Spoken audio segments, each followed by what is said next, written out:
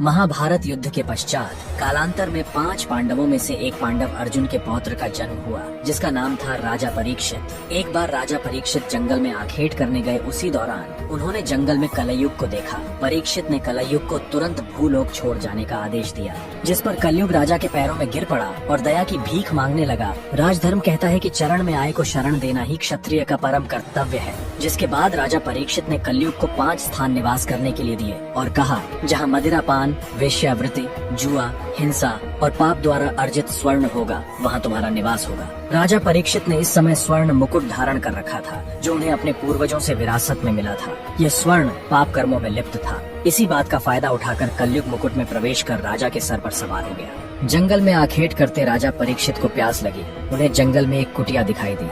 जब उन्होंने अंदर प्रवेश किया तो देखा ऋषि शमीक तपस्या में लीन बैठे थे।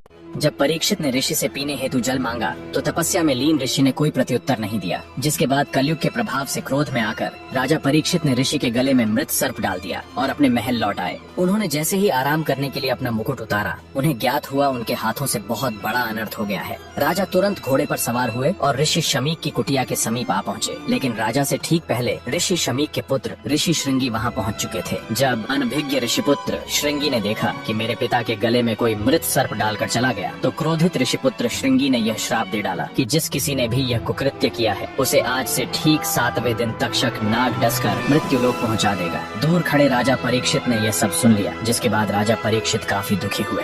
जिसके बाद राजा के सप्ततल प्रासाद महल की सुरक्षा इतनी कड़ी कर दी गई कि कोई परिंदा भी पर न मार सके। लेकिन फिर भी ठीक 7वें दिन तक्षक नाग किसी तरह महल में प्रवेश कर गया और राजा परीक्षित को डस लिया। जब राजा परीक्षित के पुत्र जन्मेजय को यह ज्ञात हुआ कि उसके पिता की मृत्यु तक्षक के डसने से हुई है, तब जन्मेजय के मन में प्रतिशोध की भावना भभक उठी और जन्मेजय ने सांपों का अस्तित्व मिटाने की प्रतिज्ञा ली और सर्प दमन यज्ञ प्रारंभ कर डाला, जिसके कारण भूलोक के समस्त सर्प यज्ञ की अग्नि में आकर भस्मीभूत होने लगे। जिसके बाद नागों ने जाकर माता मनसा देवी से रक्षा की गुहार लगाई। तब माता ने अपने पुत्र आस्तिक को यज्ञ रुकवाने के लिए भेजा।